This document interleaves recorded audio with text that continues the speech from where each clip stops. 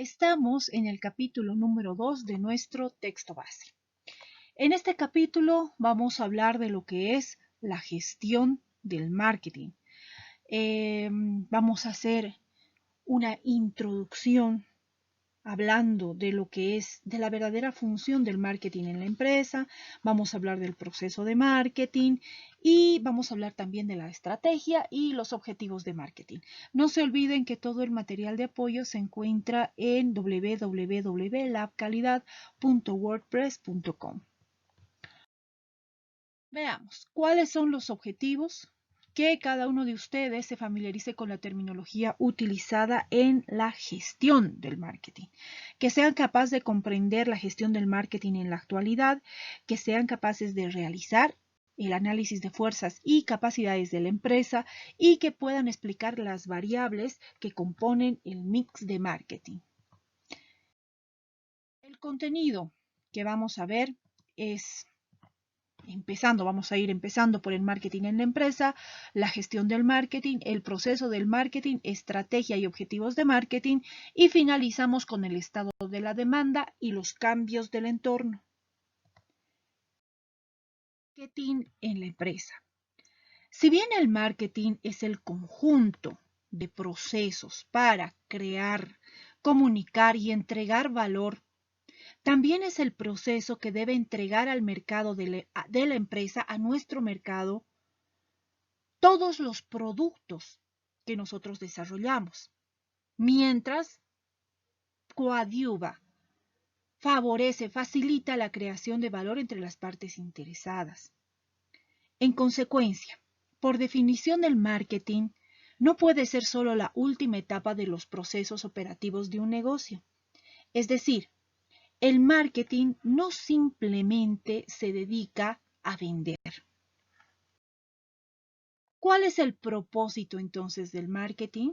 El propósito del marketing implica también la primera actividad a desarrollar en el sistema empresarial.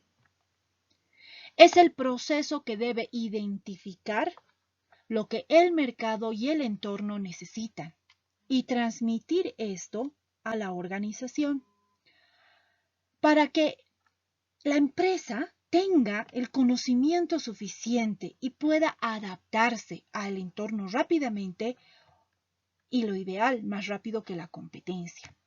El marketing conecta a la empresa en una red de interrelaciones para entender y satisfacer las expectativas y los intereses en estas complejas redes, dentro de las capacidades de la empresa y considerando su esfera de influencia. Toda organización humana necesita de actividades de marketing. Fíjense aquí en la figura tenemos a la empresa, tenemos al mercado y tenemos al mercado, de hecho, alrededor de toda la organización.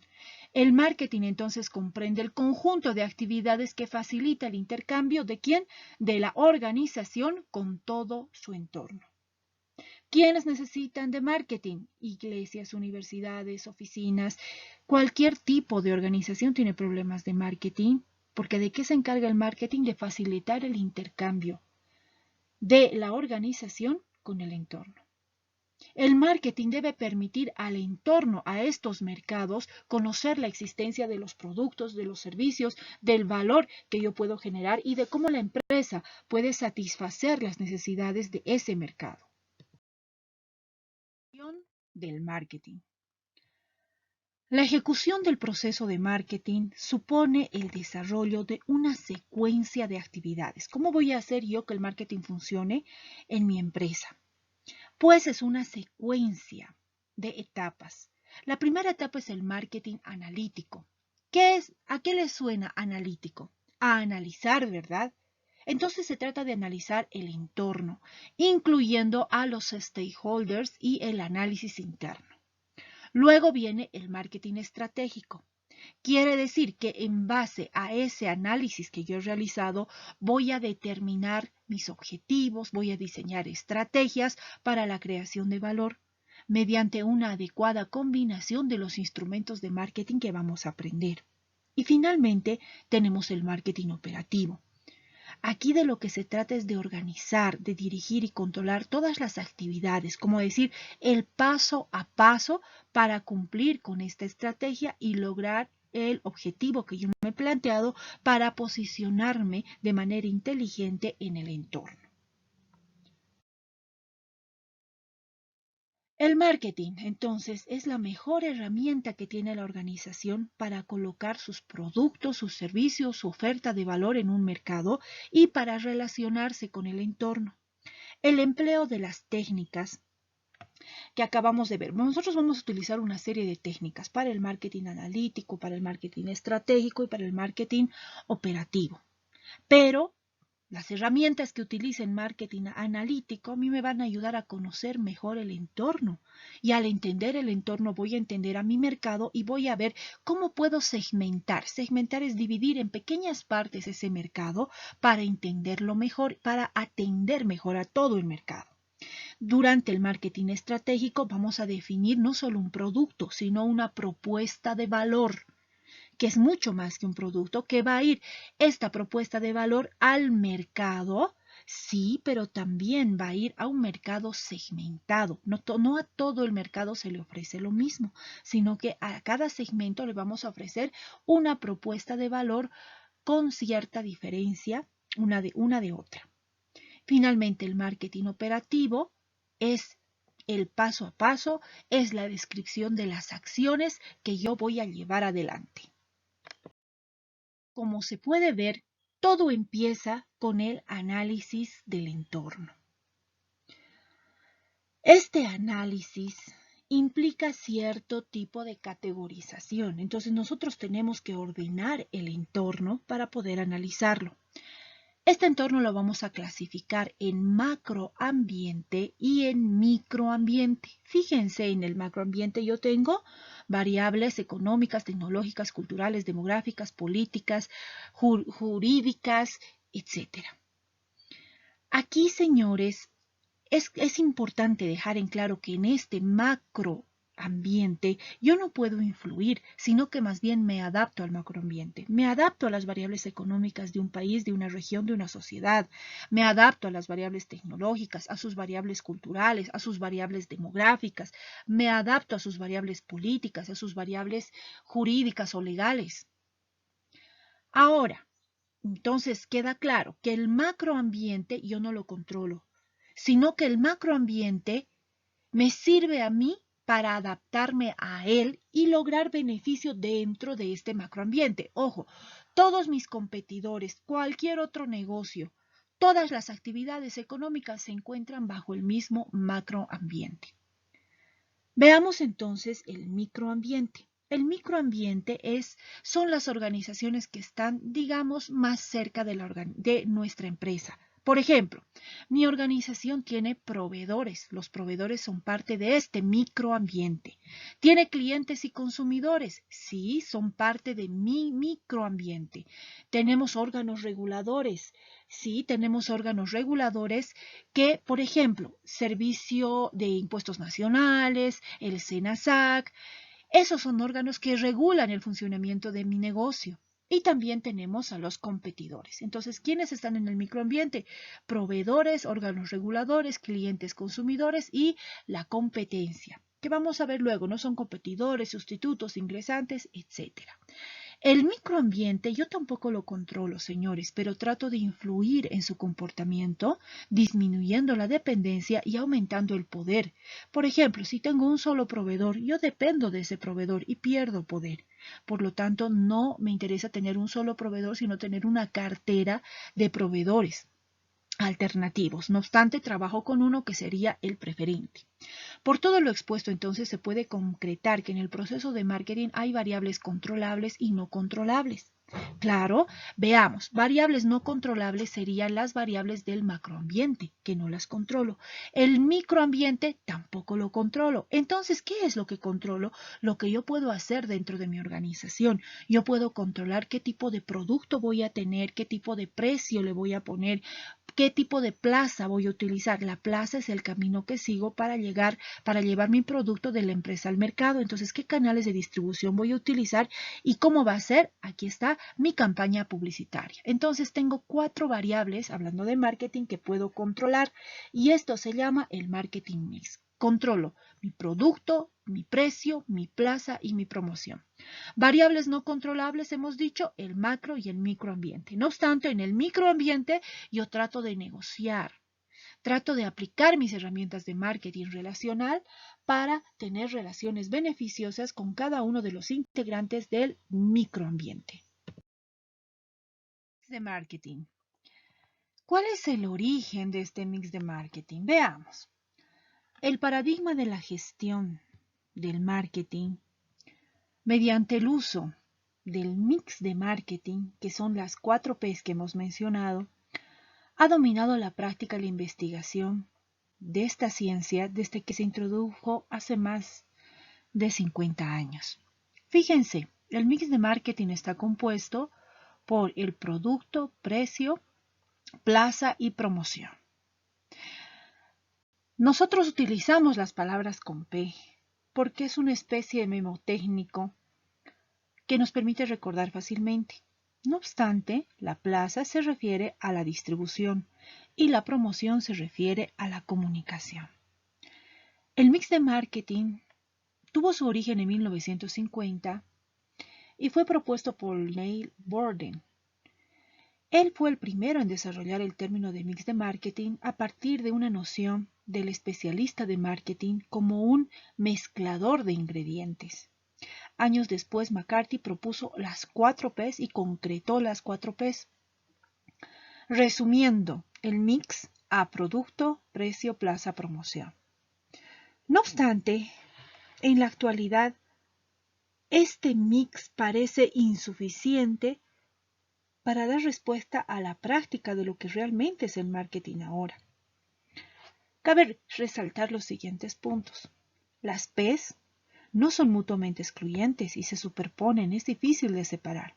Por ejemplo, el etiquetado debe ser considerado solo en producto, es decir, temas de etiqueta se deciden aquí en la P de producto o también en la P de promoción. Luego, existe una quinta categoría que abarca todo lo demás y crece continuamente en las empresas, porque hay muchas otras cosas que considerar. Entonces parece que estuviera existiendo y creciendo cada vez más una quinta categoría que lo absorbe todo. Por ejemplo, public relationships, politics, people, physical evidence, process, etc. Curiosamente, esta lista se la ha tratado de plantear de tal manera que los términos siempre empiecen con P. Pero lo importante aquí es comprender la situación actual. Producto, precio, plaza, promoción es lo que nosotros vamos a aprender. Pero en paralelo nosotros también vamos a ir viendo otros aspectos que se deben considerar durante el marketing, ya que el marketing ahora no solo es vender, sino también es gestionar todas las interrelaciones que tiene la organización. Hablemos ahora de una descripción más detallada del marketing mix. Como ya se mencionó, el conocimiento de las 4 P's es básico para luego ser capaces de diseñar estrategias más complejas.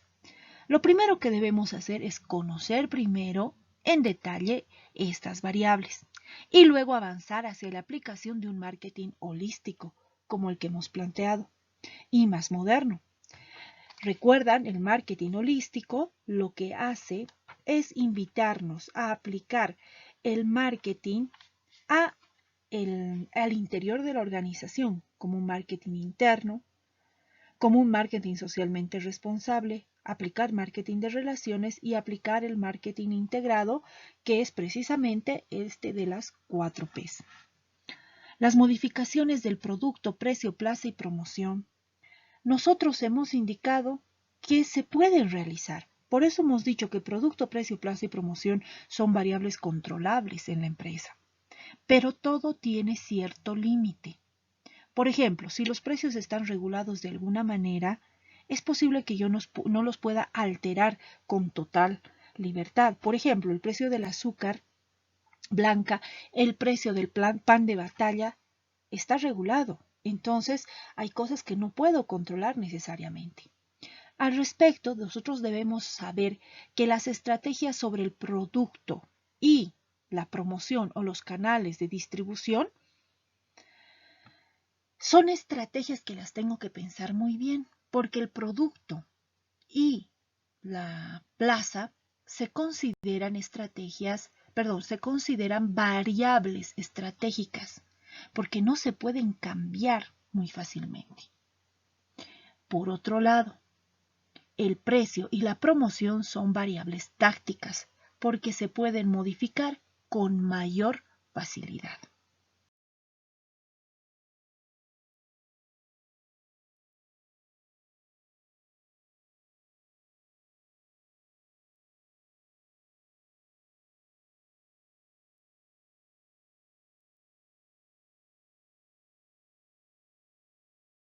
Hablamos del producto. Un producto es cualquier bien, servicio o idea que se ofrece a un mercado y que satisface una necesidad. La oferta del producto desde la perspectiva del marketing no consiste únicamente en un producto básico, sino también en todos los aspectos formales que rodean al producto, su calidad, su marca, su diseño.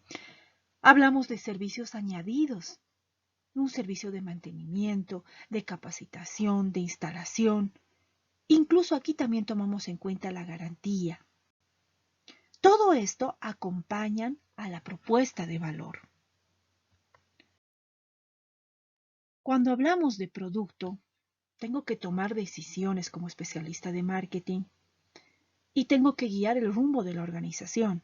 Estas decisiones incluyen, por ejemplo, definir la cartera de productos. Quiere decir, ¿qué tipo de productos tú vas a ofrecer en tu negocio? ¿Cómo se complementan estos unos con otros? ¿Cómo se diferencian unos de otros? Y sobre todo, ¿cómo se diferencian de los productos de la competencia? Las marcas, los modelos, los envases, etiquetas, el desarrollo de servicios relacionados, el ciclo de vida de tu producto. Vas a ofrecer el producto por primera vez al mercado, de la misma manera que cuando ya lleve 5 años vendiéndose. Esas decisiones hay que tomar. ¿Vas a modificar o eliminar algunos de los productos de tu cartera actual? ¿Estás planificando el desarrollo de nuevos productos? El concepto de producto es complejo, como ya habíamos dicho. Podemos distinguir por lo menos 3 niveles. El producto básico, que representa el beneficio esencial. Por ejemplo, una computadora que yo voy a comprar, pues la computadora es el producto básico. El producto real, por ejemplo, podría ser la computadora, pero aquí estaríamos hablando de la marca, del color, ¿verdad? Y finalmente hablaríamos del producto aumentado, donde nosotros podríamos considerar todos los servicios que acompañan a la computadora.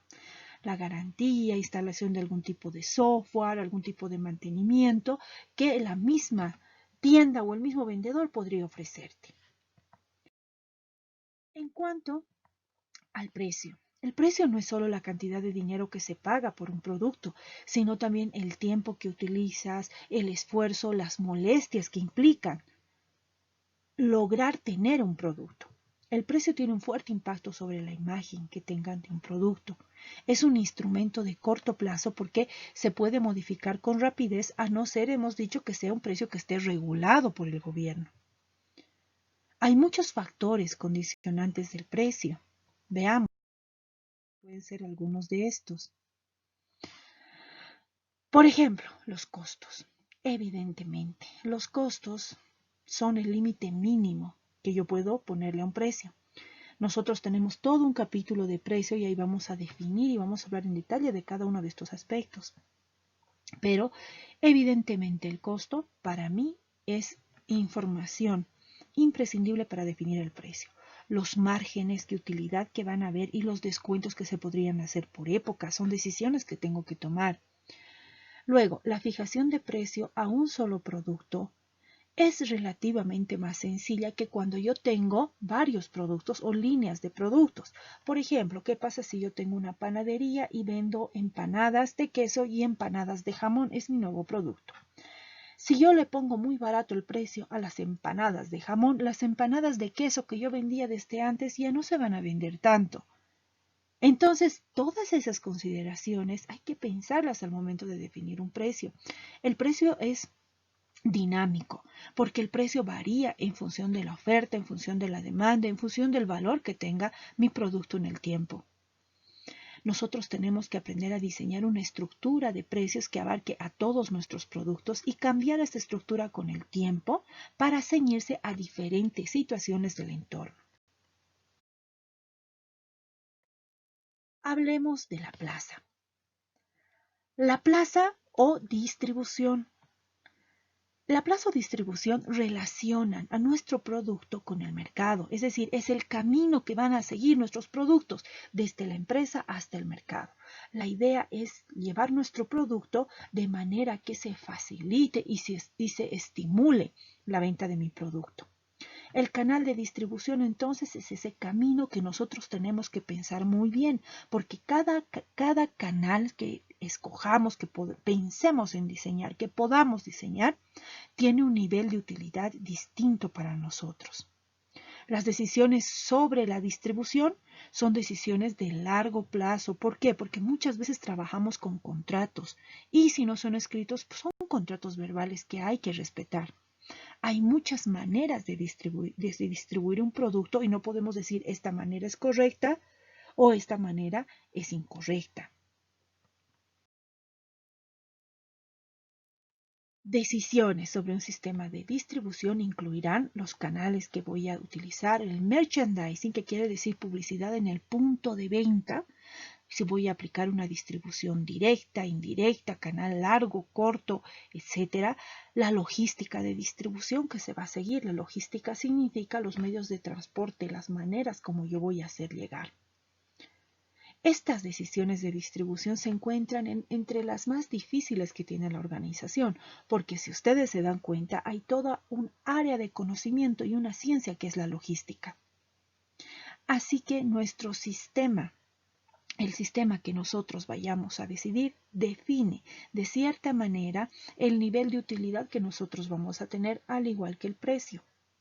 Cuando se ha elegido un canal de distribución, normalmente nosotros tenemos que quedarnos con ese canal de distribución por cierto tiempo, ya que los consumidores se acostumbran a ese canal y no podemos estar cambiando con la frecuencia que nosotros quisiéramos.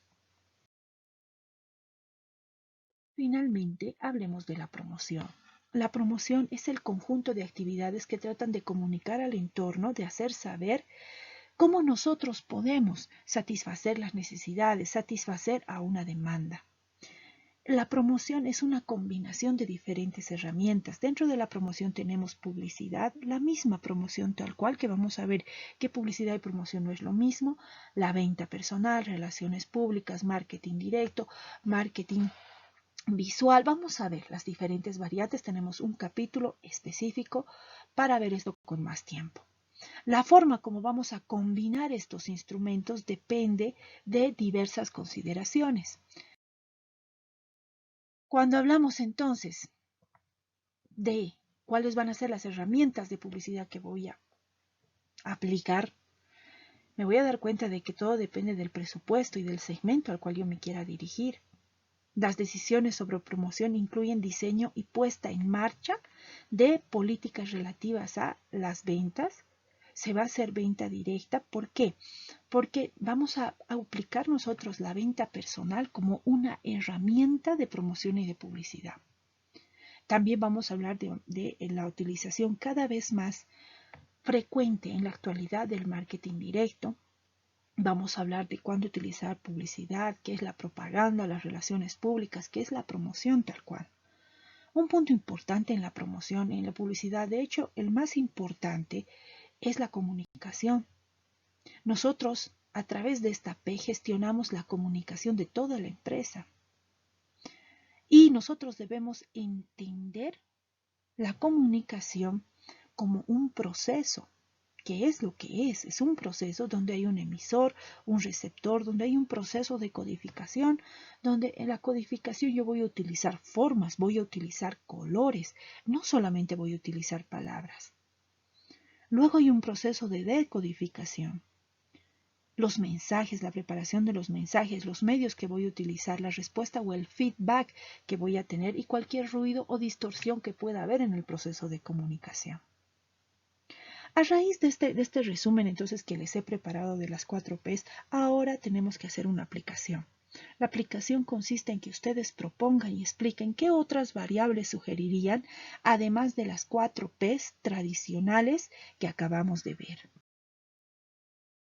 Diseñar estrategias de marketing, señores, simplemente viéndolo como mezclar un conjunto de ingredientes lo hace ver demasiado sencillo.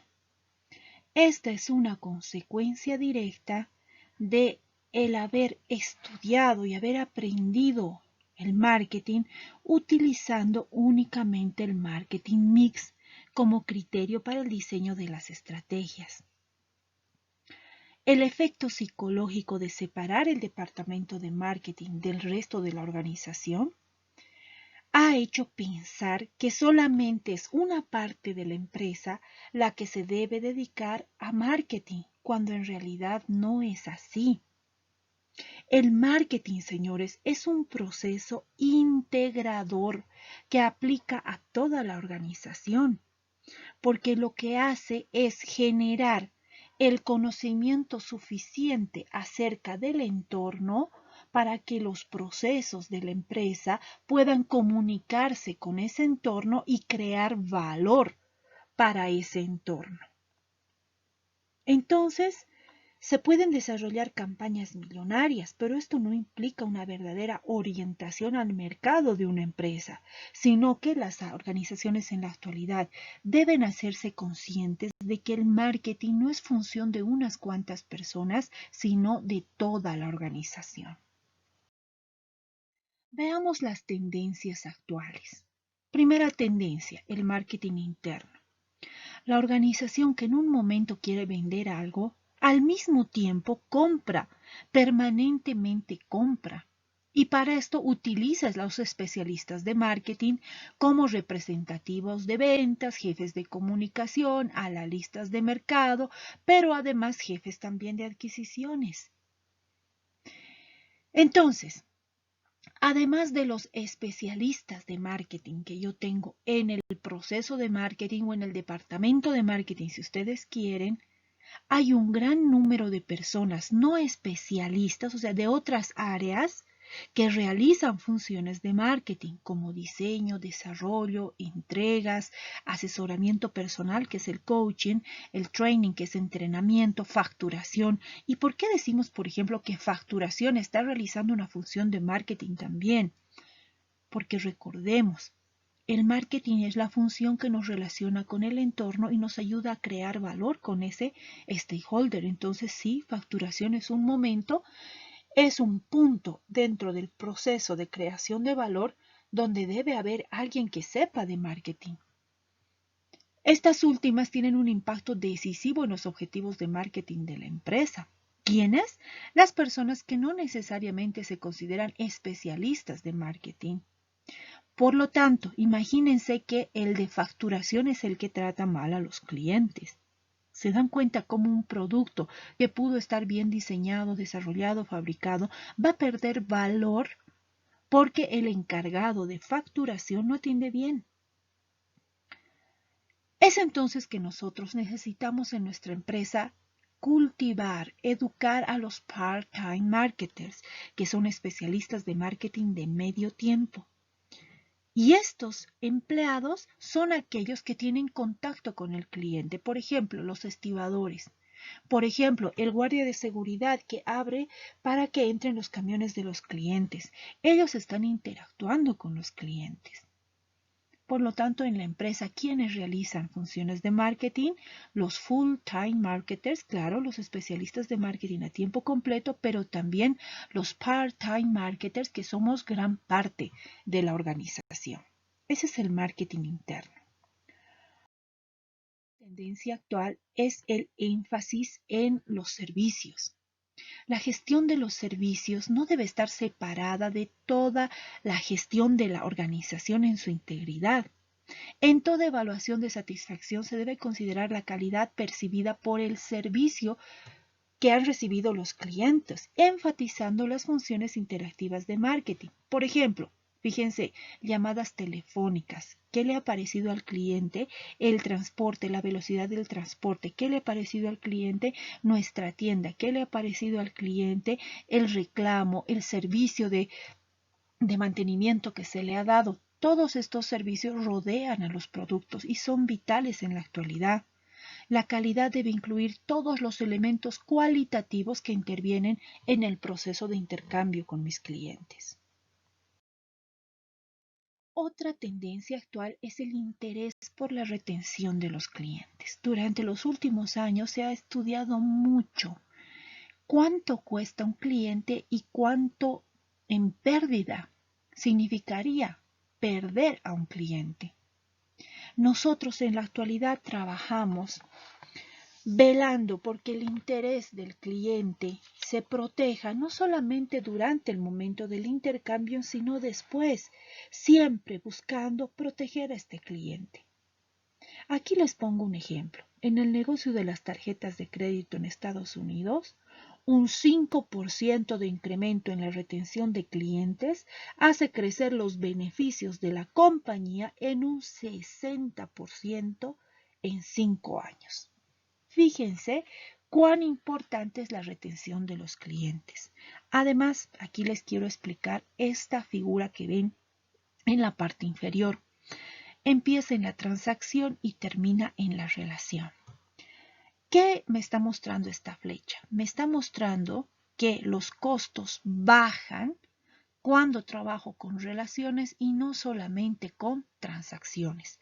¿Por qué? Porque ahorramos. Por ejemplo, el cliente, ¿qué ahorra? Cuando tiene un mismo proveedor de algo, tiene ya una relación con su proveedor, pues ya no tiene que estar buscando proveedores, ya no tiene que ajustarse, por decir, este me lo trae de Santa Cruz, ay, no, este trae de Cochabamba, no, este llega solo los miércoles, ya no, conoce a su proveedor e incluso le hace una llamada por teléfono y es posible que su proveedor le envíe lo que desea. Esos son los costos que se ahorra el cliente. ¿Qué pasa con los costos de la empresa? Que también, como la flecha muestra, se reducen. Por ejemplo, el diseño. Si yo ya conozco a un cliente, yo ya le he preparado que sea un producto, un equipo, ya le he dado un servicio antes, pues ya tengo la base de conocimiento. A lo mejor ya he diseñado algún tipo de propuesta de valor específica para él. A lo mejor ya he preparado un producto de acuerdo con estilo, la presentación que ese cliente desea. Los servicios que le puedo dar a este señor ya están adaptados para él. Ya no tengo que estar volviendo a adaptarme a este nuevo cliente. Fíjense entonces cómo, si yo trabajo con transacciones, me sale más caro a mí y a la empresa. Y si trabajo con relaciones, ahorramos dinero, el cliente y la empresa también.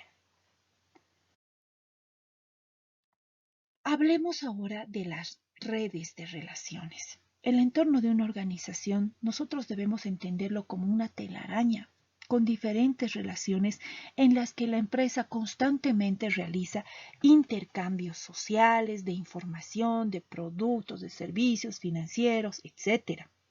El marketing relacional presenta dos enfoques claramente divididos en función del carácter del intercambio y del contexto en el cual se realiza este intercambio. Veamos entonces, tenemos el marketing relacional basado en el mercado y el marketing relacional basado en las redes. Un marketing relacional basado en el mercado significa que yo cuando interactúo con los clientes que vienen a comprar mi producto, yo puedo tratar de desarrollar una relación con ellos. Y aquí, señores, los constructos que se manejan, tanto en este extremo como en este otro, son, tenemos primero los eventos de encuentro entre la organización y el cliente. Por ejemplo, eso es un evento en el cual nosotros debemos intercambiar comunicación y valor. A ese evento se le llama acto.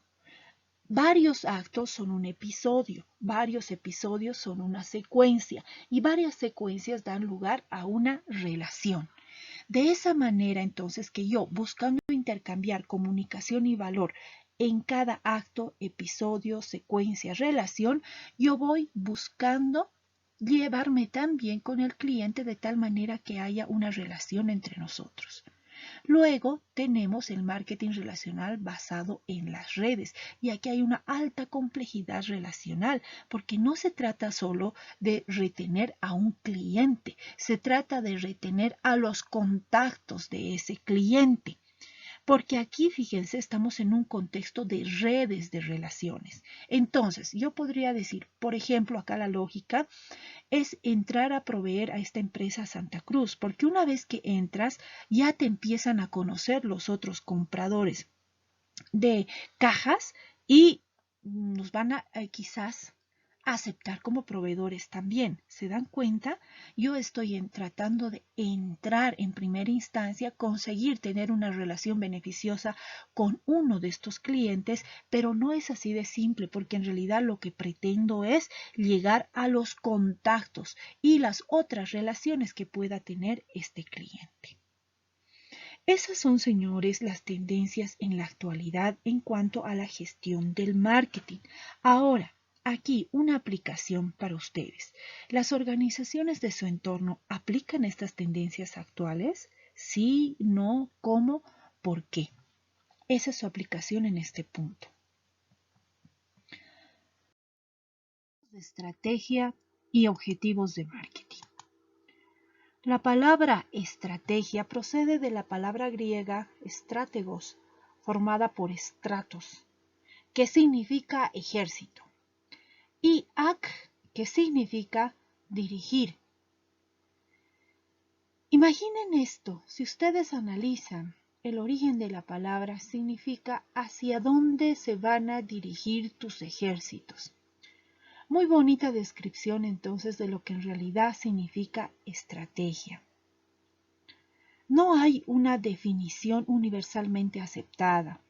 No obstante, nosotros sabemos que una estrategia es la manera como tú quieres hacer algo. Puede ser un plan, puede ser un patrón de acción, puede ser un camino que hemos dicho. En el campo del marketing, una estrategia es el patrón o plan que integra los principales objetivos y políticas de la organización y a la vez establece la coherencia de las acciones que vamos a seguir para lograr ese objetivo. Una estrategia adecuadamente formulada nos ayuda a poner en orden las cosas y a asignar los recursos, buscando siempre nuestras fortalezas y tratando de superar nuestras debilidades a nivel interno. Debemos considerar los recursos que tenemos en nuestra organización. Esto para lograr una estrategia que sea viable, que sea original y anticiparnos a los cambios que podría haber en el entorno. Los objetivos o metas establecen qué es lo que quieres lograr. Eso separemos las cosas. Objetivos o metas te dice qué es lo que quieres lograr. Y tiene que ser muy claro lo que tú quieres hacer, porque incluso debemos determinar los tiempos. Esos son los objetivos. Los objetivos te dicen qué es lo que quieres lograr, pero no te dice cómo lo vas a lograr. Las políticas, por su parte, son reglas o guías que expresan los límites dentro de los que tú prefieres realizar las acciones. Las empresas, las organizaciones tienen sus políticas. Por ejemplo, nuestra política en cuanto a proveedores es tener 3 proveedores por cada material. Esa es una política, un enunciado que define tu comportamiento en relación a los proveedores. Y dentro de esas políticas, respetando esas políticas, tú debes diseñar caminos para lograr los objetivos. Ahora, los programas o planes que tenemos especifican la secuencia de acciones que vas a seguir, ¿verdad? Para lograr los resultados. No obstante, ¿de dónde sale ese paso a paso que va a ser parte de tu programa o plan? Este paso a paso es la estrategia que tú vas a seguir. Con la planeación estratégica, lo que buscamos es concentrarnos no solo en aquellos objetivos que sean factibles de lograr y las áreas o negocios que me permitan competir en un determinado entorno, sino que todo esto sea en correspondencia con la situación del entorno. Muy importante, si el entorno cambia, tu estrategia es seguro que tenga que cambiar. Entonces, ¿qué podemos decir en cuanto a objetivos y en cuanto a estrategias? Que está muy clara su relación. El objetivo es el resultado y la estrategia es el camino. Ahora, ¿cuál escoges primero? ¿El objetivo o la estrategia? Lo más lógico sería pensar que el objetivo viene primero y en la teoría de la gestión de marketing y organizacional en general en el pasado se ha mantenido esto firme de decir primero el objetivo y después la estrategia. No obstante, les invito a analizar, por ejemplo, el caso de Microsoft y el caso de Bill Gates. Este es un caso realmente interesante. Si echamos la vista atrás, esa dinámica de poner objetivo y estrategia no fue precisamente el camino que siguió este innovador. Y de hecho vamos a ver que varios negocios exitosos no siguen esa lógica del objetivo y luego la estrategia, sino que lo que hacen es encontrar una idea brillante y en función de eso ir respondiendo a lo que el entorno me pide. Por ejemplo, les contaré un poco de esta historia. En primer lugar, Bill Gates y Paul Allen crearon Tradefold Data a principios de los 70 y su actividad se basaba en un programa informático que ellos idearon para el microprocesador 8008 de Intel, que permitía analizar información recabada, específicamente era más aplicado para el tráfico en las ciudades. Después de que este proyecto terminara no muy bien, digámoslo así, Gates y Allen idearon un sistema operativo BASIC para la computadora Altair 8800, que este en realidad fue el primer microordenador que salió a la venta para el público. Entonces el ordenador ya estaba, pero Gates se dio cuenta de que hacía falta un sistema operativo, el software necesario. La intención de Gates era vender los derechos de este programa a la empresa fabricante de Altair. Lo que sucedió más tarde lo cambió todo, porque los clubs de microordenadores que habían en esa época empezaron a piratear su software. Y en este momento incluso Bill Gates se enojó y envió una carta abierta repudiando este pirateo.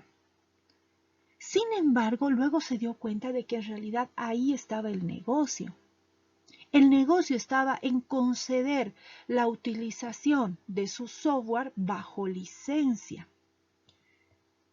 Entonces se dan cuenta, en principio él solo quería vender un lenguaje a una empresa que fabricaba las computadoras, pero luego se dio cuenta de que el negocio no estaba ahí, sino más bien que lo que le daría mejor rédito sería vender bajo licencias de uso.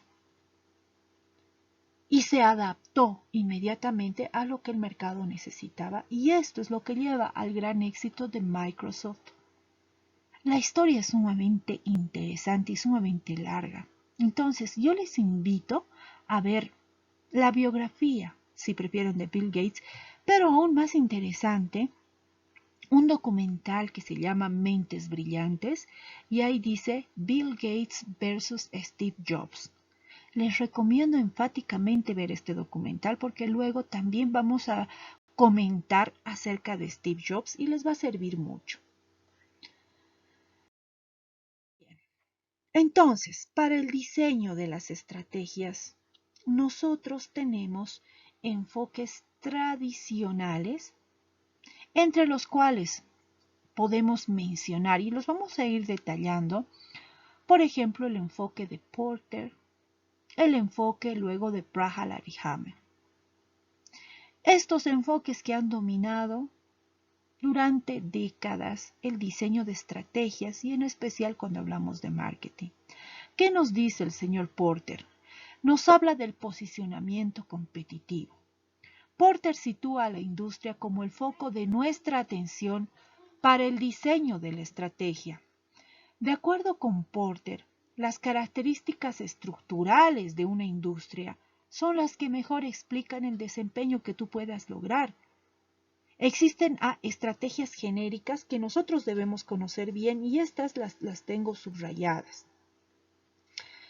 Según Porter, si tú quieres sobrevivir, puedes aplicar una estrategia de precio. Una estrategia de precio significa que tu producto no es el más innovador, no es el más duradero, pero sí es el más económico. Entonces siempre vas a tener clientes. Ojo, Porter es economista. Y la segunda estrategia sería la estrategia de diferenciación de producto. ¿Cómo es esta estrategia?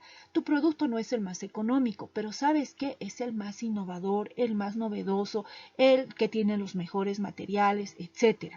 Entonces, tu producto es diferente al de la competencia.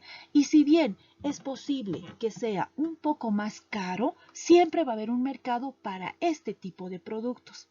Por lo tanto, Porter denomina esto tener el liderazgo en precio o tener el liderazgo en producto. El liderazgo en precio se obtiene con una agresiva búsqueda de economías de escala. ¿Cómo explico esto? Fíjense que una manera que yo tengo de reducir los costos es logrando economías de escala, vender grandes cantidades, lo cual hace que el costo fijo unitario sea cada vez menor. Yo tengo que optimizar mis procesos, mis productos y alcanzar una importante participación en el mercado.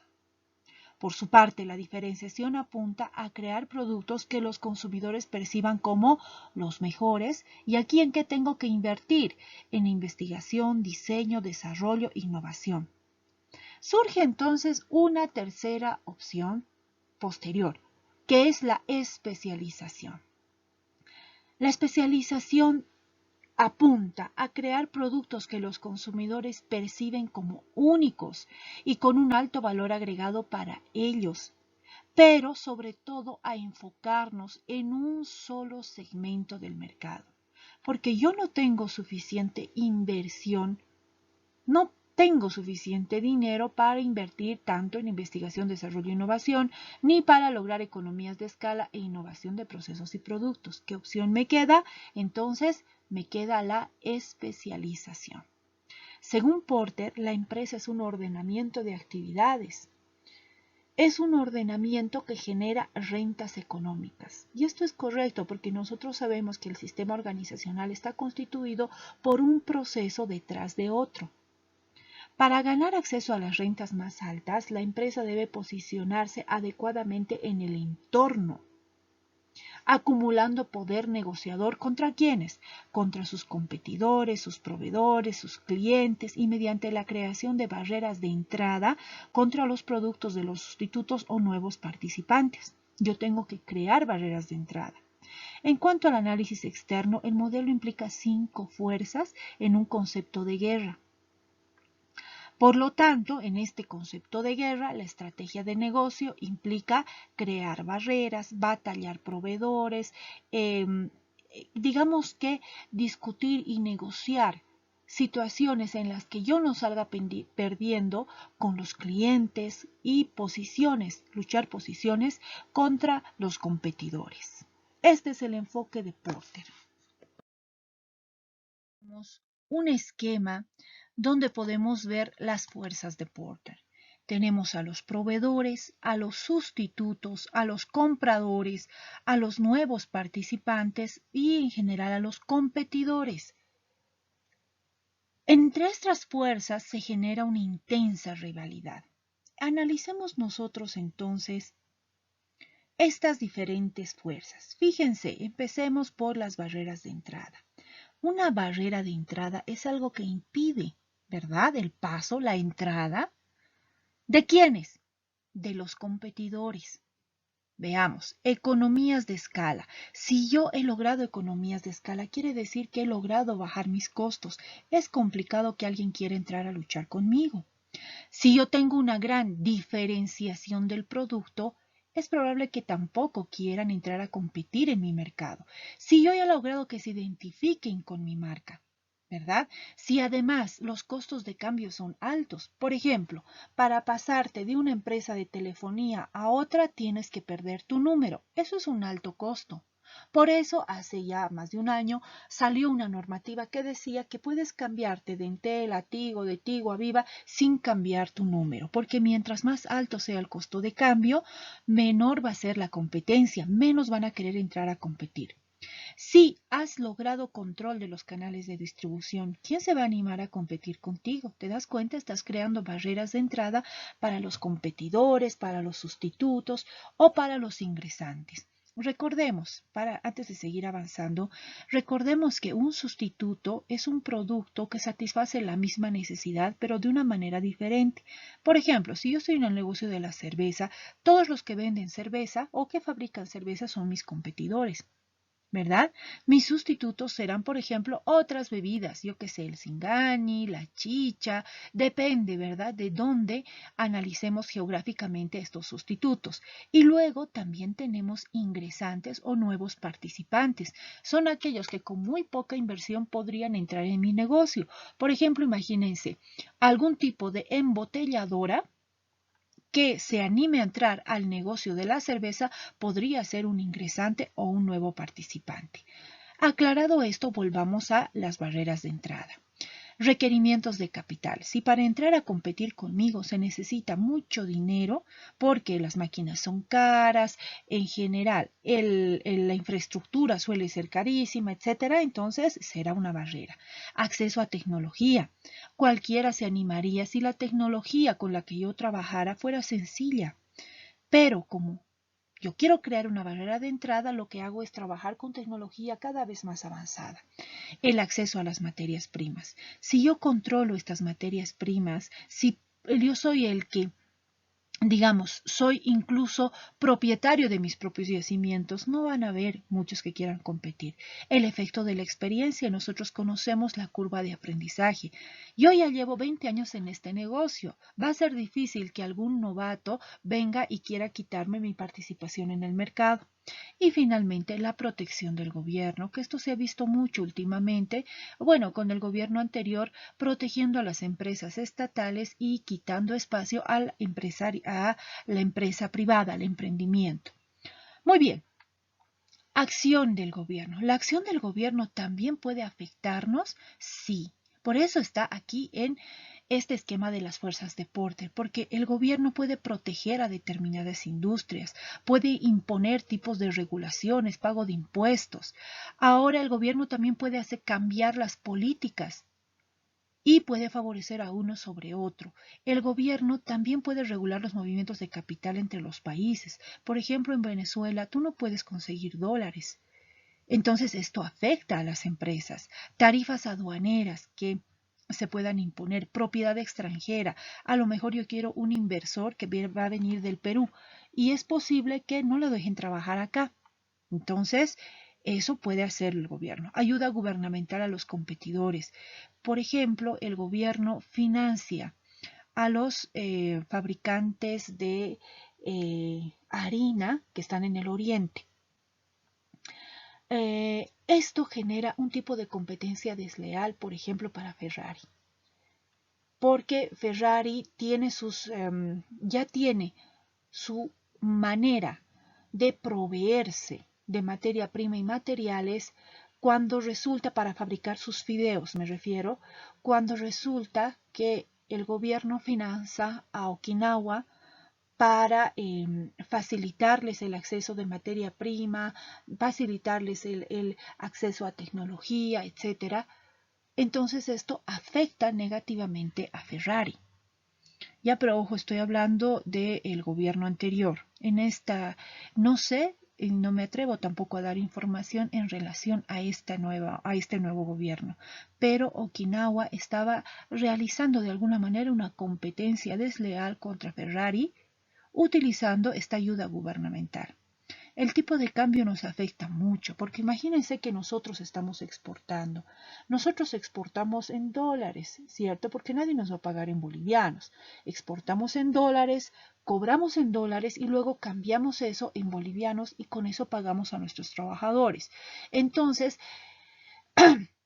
El hecho de que el dólar baje de precio afecta negativamente a la exportación. La legislación ambiental, la legislación laboral son cosas que el gobierno puede regular. Ahora, fíjense, en cuanto aquí a barreras de entrada, acción del gobierno, puede ser que yo encuentre aspectos positivos. ¿Qué quiere decir? Que me benefician. O puede ser que yo encuentre aspectos negativos que me perjudiquen.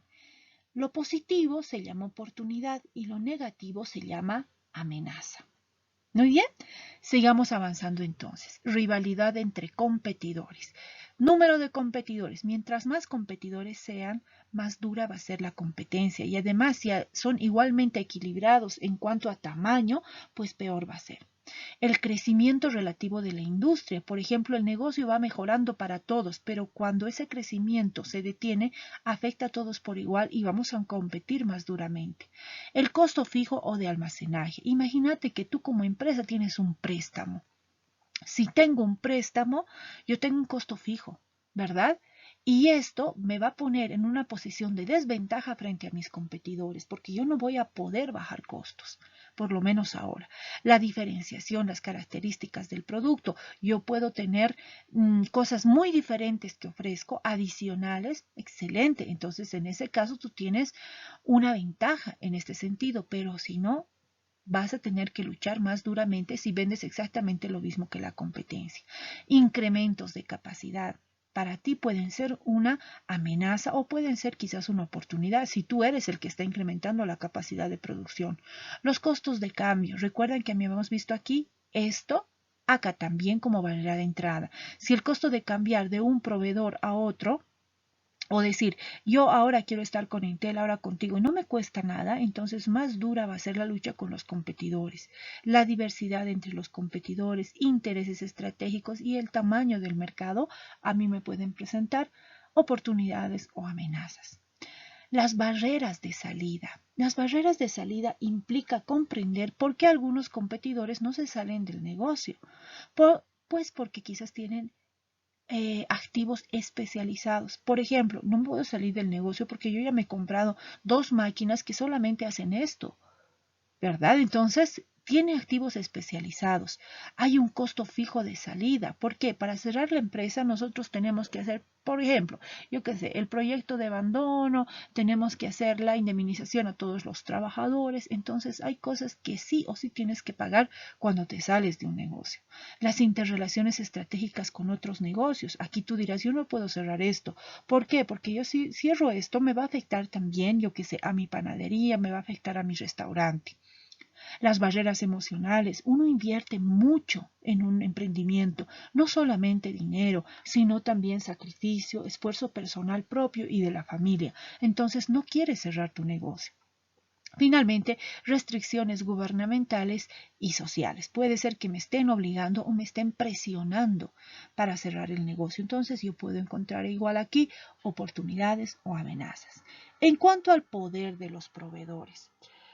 Fíjense, y esto ya lo habíamos comentado, si yo tengo un solo proveedor, en realidad estoy dándole demasiado poder a ese proveedor. Lo que yo tengo que hacer es tener una cartera de posibles proveedores. Evidentemente prefiero trabajar con uno solo, pero siempre tengo otras alternativas.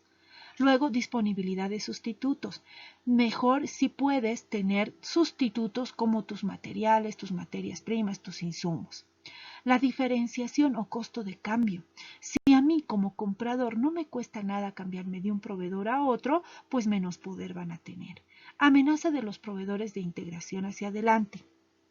Por ejemplo, imaginen que yo volvemos al caso de la fabricación de galletas o la fabricación de fideos. Yo para fabricar galletas, fideos, necesito huevos. ¿Verdad? Entonces, ¿qué sucedería si el proveedor de huevos dice, ¿sabes qué? Ya no te puedo proveer los huevos porque yo mismo voy a empezar a fabricar mis fideos? Eso, señores, es una integración hacia adelante. Está avanzando hacia mi negocio, está avanzando hacia mis clientes. Amenaza de la industria de integración hacia atrás. ¿Cómo sería integración hacia atrás? Sería que, por ejemplo, tú que estás fabricando fideos y que antes comprabas los huevos, ahora tú mismo vas a tener tu granja con gallinas para tener los huevos que te hacen falta. Entonces, esa es, señores, la integración vertical hacia adelante cuando me acerco hacia el cliente, en el caso de el granjero que proveía huevos y ahora él mismo va a hacer el fideo para venderlo, o el caso de integración hacia atrás, en el caso del que hacía fideo y ahora él mismo va a tener su granja para ya no tener que comprar los huevos de nadie. Muy bien. Contribución de los proveedores a la calidad o al servicio de los productos de la industria. Si yo soy muy dependiente de ese proveedor, porque este proveedor además me da otro tipo de servicios, pues más poder va a tener el proveedor. El costo total de la industria contribuido por los proveedores. Por ejemplo, si yo soy panadero, lo que más voy a consumir es harina. Y la contribución de los proveedores de harina para mi producto es la más importante. Entonces, más poder tendrán los que me vendan la harina. Importancia de la industria para los beneficios netos de los proveedores. Si yo soy su único cliente de estos proveedores, entonces yo soy el que tengo el poder, ¿verdad? No ellos. Como vemos otra vez, oportunidades y amenazas que yo puedo encontrar. Veamos y hablemos ahora de los sustitutos. La disponibilidad de sustitutos cercanos para mí puede ser una amenaza. ¿Por qué? Porque están más cerca del cliente, quizás más cerca que yo. Luego, costo de cambio. Lo mismo que habíamos mencionado, si cuesta cambiar mucho de este producto a este sustituto, pues quizás la lucha con el sustituto no sea tan dura. Luego, agresividad y rentabilidad de los productos sustitutos. Este producto sustituto tiene un precio menor que el mío. Esto me pone realmente en una situación de desventaja, ¿verdad? La agresividad del sustituto. La relación precio-valor de los sustitutos, porque a la hora de la hora eso es lo que analizamos en nuestra mente para comprar un producto o comprar otro. Finalmente, el poder de negociación de los compradores. El número de compradores importantes para mí es clave. Yo quiero tener muchos compradores y no solo tener uno. Si tengo un solo comprador, entonces el poder lo tiene ese comprador y no yo, porque yo dependo de él, ¿verdad? Luego, la disponibilidad de sustitutos para los productos de la misma industria.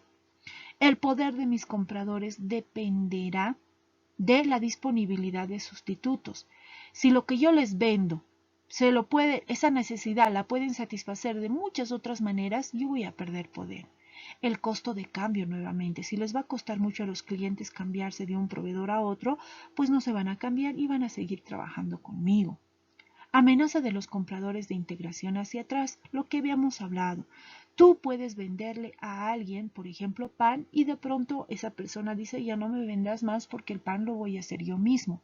Esa es una amenaza de integración hacia atrás. Luego, amenaza de la industria de integración hacia adelante. Puede ser también que en determinado momento tú digas, bueno, yo le vendo harina a estos panaderos, pero ahora yo con esta harina voy a hacer el pan. Eso es una integración también hacia adelante y en ese caso tú estás ganando poder. Luego, contribución de la calidad al servicio o al servicio de los productos de los compradores. Si yo además de darle un producto a mi comprador, yo le doy un servicio que para él significa mucho valor, yo gano poder.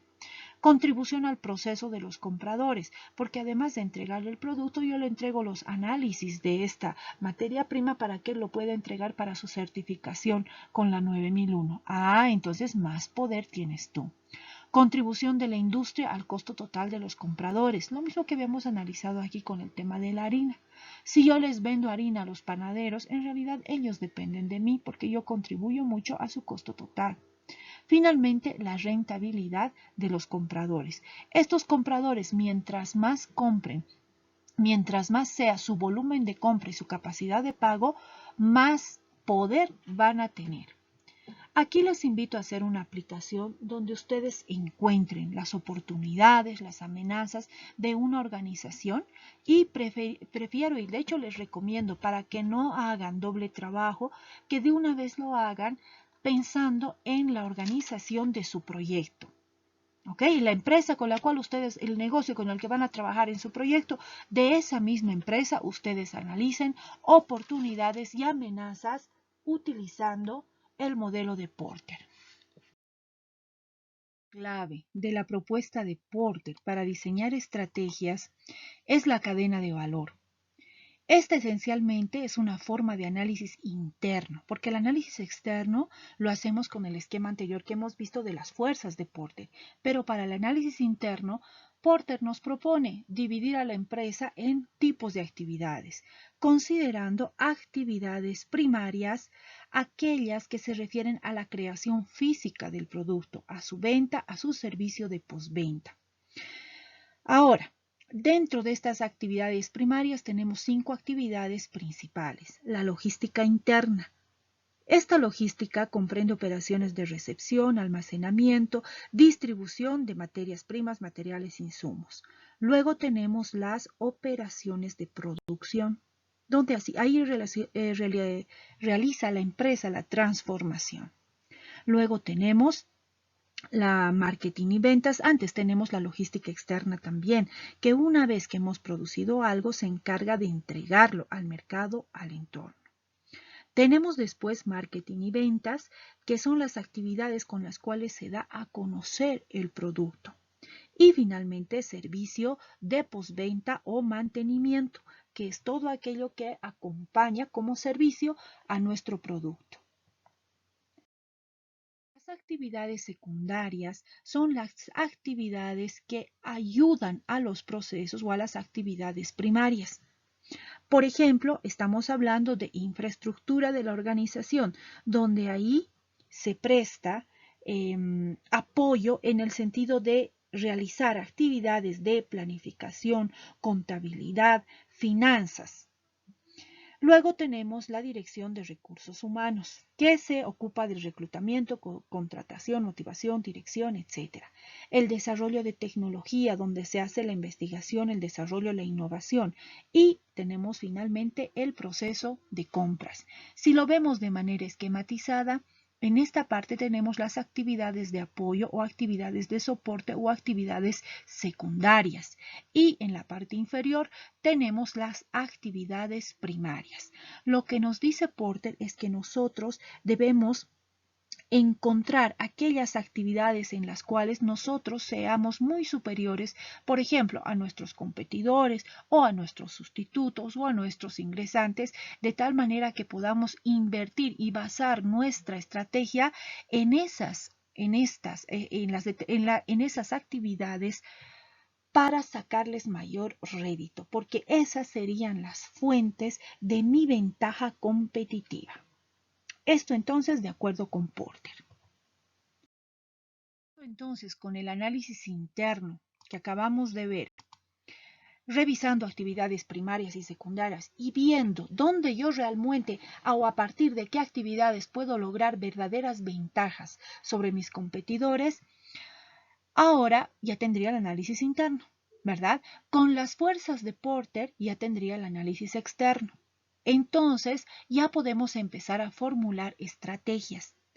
Por lo tanto, el análisis interno implica el logro de una ventaja competitiva sostenible, fundamentado en qué, señores, en mis fortalezas y debilidades. Y el análisis externo implica factores que afectan a la rentabilidad de una industria, encontrando oportunidades y amenazas. Conociendo fortalezas, debilidades, oportunidades y amenazas es que yo formulo la estrategia para mi organización. Vamos a definir el posicionamiento estratégico que voy a tener y qué tareas tengo que llevar adelante para lograr ese posicionamiento estratégico. Para el análisis interno, tenemos otra herramienta muy valiosa que es el modelo basado en los recursos. Este modelo fue propuesto por Prahalat y Hamel, señalando que el entorno es muy variable, es inestable y cambia permanentemente. Entonces, Prahalat y Hamel, de manera muy apropiada, nos invitan a hacer un análisis interno con mucha más profundidad, ya que dice, si tú quieres posicionarte bien en el entorno, deberías primero conocer a profundidad tus recursos, tus capacidades y en función de eso ver luego cómo te vas a posicionar. Entonces, fíjense que tiene bastante sentido lo que proponen Prahalad y Hammer. Entonces, en vez de mirar a la industria como una fuente de beneficios, este modelo postula que tu atención debería focalizarse mucho más en tu propia empresa. En vez de buscar beneficios producto de la intersección de tus productos con el mercado, te invitan a buscar valor derivado de los recursos, las competencias y capacidades que tú tienes como empresa. En este modelo, lo que hace a una empresa diferente de otra es la habilidad para apropiarse de recursos que son valorados, que son escasos, que son difíciles de sustituir y de copiar. Este modelo se expresa de acuerdo con la figura que ustedes tienen aquí al lado derecho. Lo primero que hay que hacer, te dicen Prahalad y Hammer, es identificar los recursos que tienes tú como empresa. Es posible que al identificar y analizar tus recursos encuentres fortalezas y debilidades, ¿verdad? Cosas en las que seas muy fuerte o cosas en las que seas débil, es decir, estés por debajo de la competencia. Luego vas a identificar las capacidades que tienes como organización. Por ejemplo, yo tengo como recurso un yacimiento de baritina. Muy bien, ¿qué puedes hacer como empresa con ese yacimiento de baritina? Tú dirás, bueno, yo soy metalurgista, yo soy ingeniero de minas, yo soy, bueno, cualquier tipo de ingeniero. Por lo tanto, podría diseñar un proceso de transformación de la baritina para convertirla en un sucedáneo en la fabricación de pinturas. Muy bien, esas son las capacidades que tú tienes para utilizar esos recursos. Imagínate a alguien que no tiene ningún tipo de conocimiento técnico, porque aunque tenga el yacimiento, no tiene la capacidad para hacer algo con ese yacimiento. Tercer punto, evaluar si esta mezcla de recursos y capacidades te permiten lograr una ventaja competitiva. Este término, señores, es muy importante. Recordemos o aclaremos aquí algo. Hay dos tipos de ventajas. Ventajas comparativas y ventajas competitivas. Las ventajas comparativas son, por ejemplo, una máquina. Tú te compras una máquina y funciona muy bien y te da ventaja durante un tiempo, pero no pasan ni 2 meses y el competidor ya se ha comprado una máquina mejor que la tuya. Esa es una ventaja comparativa, se copia con facilidad. Pero, ¿qué es una ventaja competitiva? Una ventaja competitiva es que te compraste la máquina, pero además, como tienes unos mecánicos, porque como tienes un jefe de producción o un ayudante de producción o un encargado de mantenimiento con grandes conocimientos, lo que ha hecho es adaptar tu máquina para la altura, la presión, la temperatura de trabajo que tenemos aquí en Oruro y estás logrando unos niveles de productividad impresionantes. ¿Eso te va a poder copiar la competencia? Pues será mucho más complicado, ¿verdad? Porque no solamente implica tener una máquina, sino tener al capital humano suficiente en el sentido de que son personas con conocimiento, son personas motivadas para realizar investigación, desarrollo e innovación en la empresa. Entonces, volvamos acá. Lo que tú quieres es evaluar qué recursos y capacidades te pueden dar una ventaja competitiva. Y luego vas a seleccionar la estrategia que te permita aprovechar mejor estos recursos y capacidades en relación con las oportunidades y amenazas que tú tengas. Esta flecha azul de acá lo que me muestra es que cuando yo hago el análisis de recursos, yo puedo identificar, ¿no? Con qué recursos cuento y cuáles me hacen falta. Entonces, una estrategia también apuntaría a proveer a la empresa de los recursos que necesita. Para la identificación de los recursos, que sería el primer paso, se recomienda en primera instancia hacer una clasificación de los recursos y separar lo que son los recursos tangibles de lo que son los recursos intangibles. Evidentemente tangible es todo aquello que yo puedo tocar, es todo aquello que se manifiesta físicamente y lo puedo percibir a través de mis sentidos. En cambio, un recurso intangible es, por ejemplo, la experiencia de mis trabajadores, la confianza que tienen mis clientes, el prestigio que tiene una marca. Hacer notar que estos recursos intangibles en la actualidad son los recursos que generan mayor valor para una organización. Entonces, a partir de esta clasificación en tangible e intangible, yo debo analizar qué recursos tengo y darme cuenta de que estos recursos para mí pueden significar fortalezas, si son recursos apropiados, óptimos, o debilidades, si no son recursos adecuados y óptimos para mi trabajo. En segunda instancia, hemos dicho, tenemos que identificar las capacidades. Una capacidad es una competencia. Nosotros vamos a entender una competencia en el lenguaje de gestión como un saber hacer con el comportamiento adecuado. Entonces, ¿tú qué eres capaz de hacer con este recurso? ¿Qué eres capaz de hacer con esta máquina? Eso es lo que yo tengo que revisar y tengo que pensar.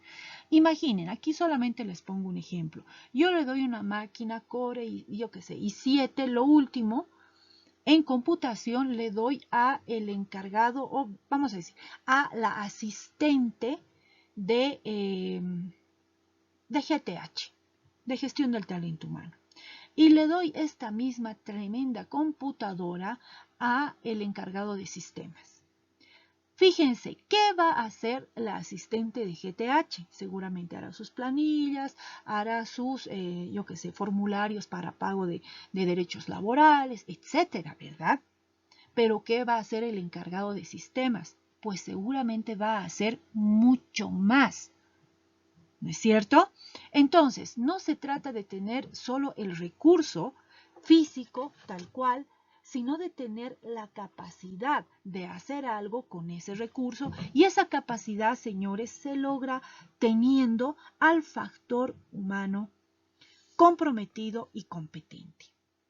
Hay 3 condiciones para que esta capacidad realmente sea muy valiosa para la organización. Primero, que lo que tú vayas a hacer sea notable, sea destacable para el cliente.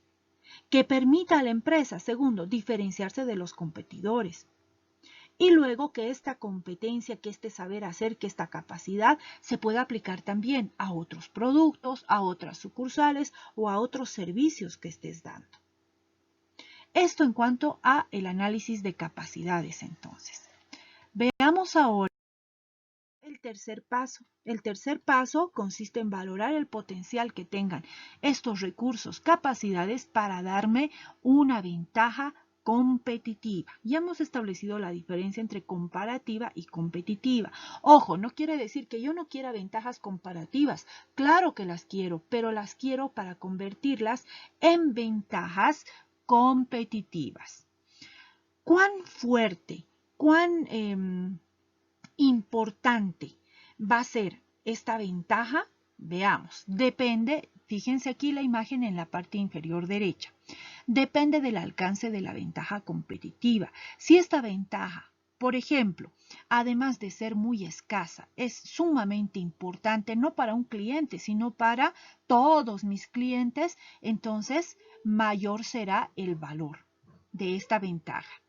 Luego, veamos el mantenimiento de la ventaja competitiva. El mantenimiento depende de la duración, depende de la movilidad y de la réplica.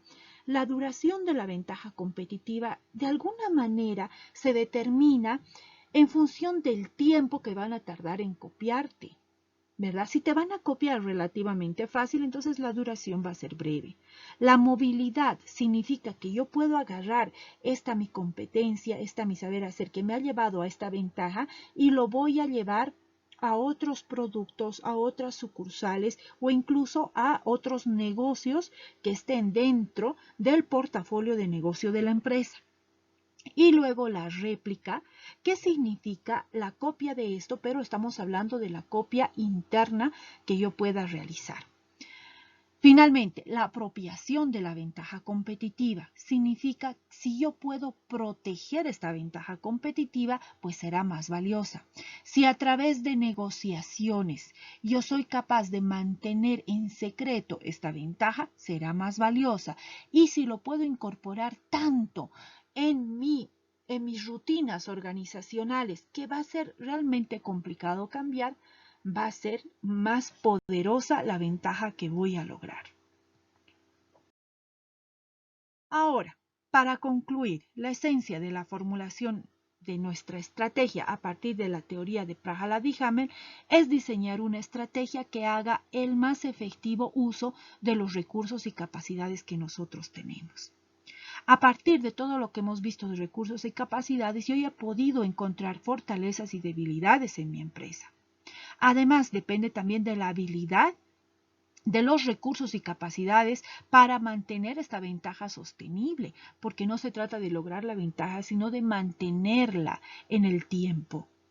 Si tus recursos y capacidades son poco durables o son fácilmente transferibles o copiables o replicables, entonces la empresa debe adoptar una estrategia rápida para sacar rédito de este recurso o capacidad antes de que le copien.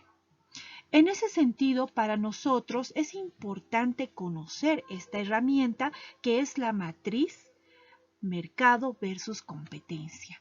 Fíjense, ¿qué nos indica esta matriz? Es una herramienta bien útil para responder preguntas en cuanto a cuáles deberían ser prioridades en la estrategia de la organización.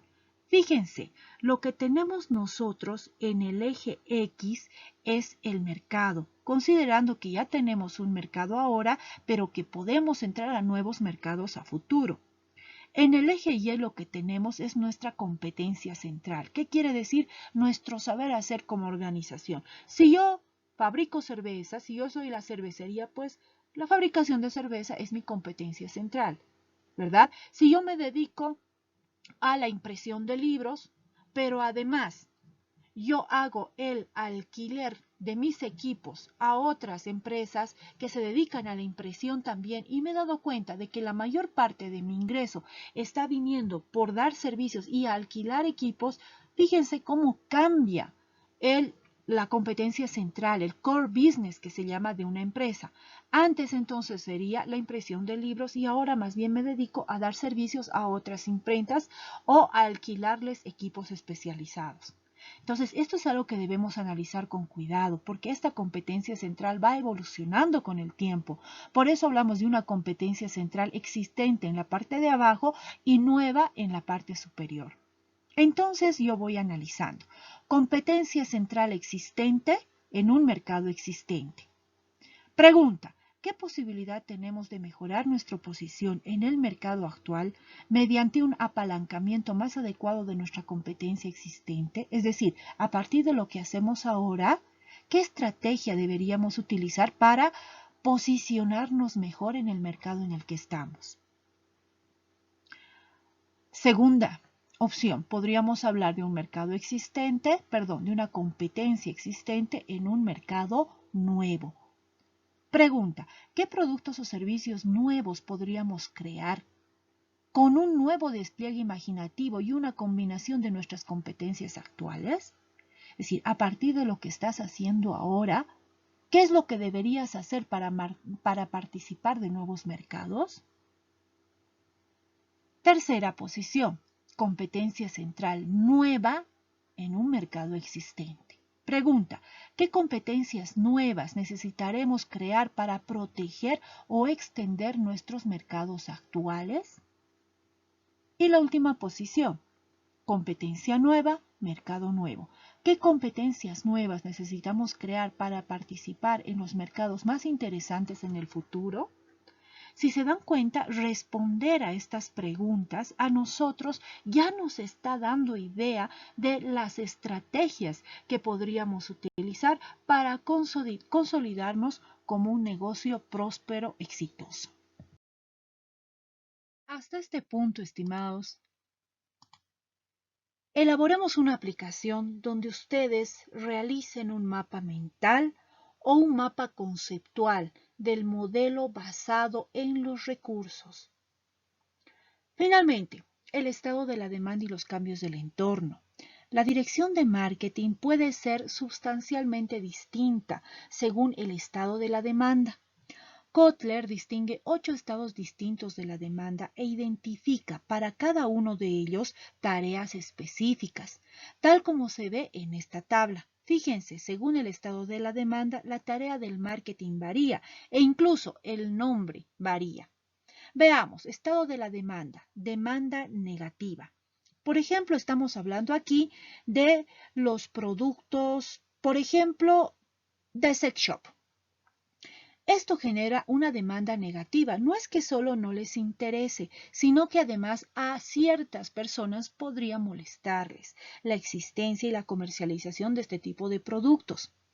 ¿Cuál es la tarea de marketing? Convencer, desengañar. Y esto se llama marketing conversivo. Cuando la demanda es nula, es decir, de hecho ni saben que necesitan algo. ¿Cuál es la tarea del marketing? Crear demanda, y esto es el marketing estimulante. Hablamos, por ejemplo, de las cámaras de seguridad. Hay que crear la demanda porque la necesidad existe, pero no saben que necesitan. Luego tenemos el caso de la demanda latente. Aquí podríamos hablar, por ejemplo, de los coches eléctricos. Lo que hay que hacer, porque todos tenemos conciencia en el fondo de lo necesarios que son, hay que desarrollar la demanda. Y esto se llama marketing desarrollador. Cuando la demanda es débil, estamos hablando, por ejemplo, de los trenes. Viajar en tren ya no es popular como era antes. En tal caso, ¿qué debemos hacer? Revitalizar la demanda. Y esto se llama remarketing. Luego tenemos también el caso en que la demanda puede ser irregular. Por ejemplo, estamos hablando de los panetones. Se demandan en diciembre, pero luego ya no se demandan. Hay que sincronizar la demanda y hacer lo que se denomina sincromarketing. Luego, cuando la demanda es fuerte, es decir, tenemos un muy buen producto, ¿qué hacemos entonces? ¿Nos sentamos de brazos cruzados? No, hay que mantener esta demanda y esto se llama marketing de mantenimiento. ¿Qué pasa cuando la demanda es excesiva? Aquí podemos poner el ejemplo de los servicios básicos, agua, electricidad, gas. Hay una demanda excesiva. ¿Qué hay que hacer? Reducir la demanda y esto se llama desmarketing. Y hay campañas muy interesantes, por ejemplo, para promover la reducción del consumo de agua. Finalmente, ¿qué hacemos cuando la demanda es perjudicial? Caso de alcohol, caso de drogas. Tenemos que destruir la demanda y esto se llama contra-marketing. La aplicación en este punto es que ustedes den un ejemplo para cada estado de la demanda que hemos visto en esta tabla. Hemos llegado al final de este capítulo, señores, con las palabras de Peter Drucker que nos dicen: la meta del marketing es conocer y entender al cliente tan bien que el producto o servicio se venda solo. Y esa es la función del marketing. No solo entregar el producto, no solo venderlo, sino realmente conocer qué es lo que necesita el mercado. No se olviden revisar el material adicional, complementario y actualizado que les he cargado en www.labcalidad.wordpress.com. Mucho ánimo y a seguir adelante. Recuerden trabajar en cada una de sus aplicaciones con la debida diligencia.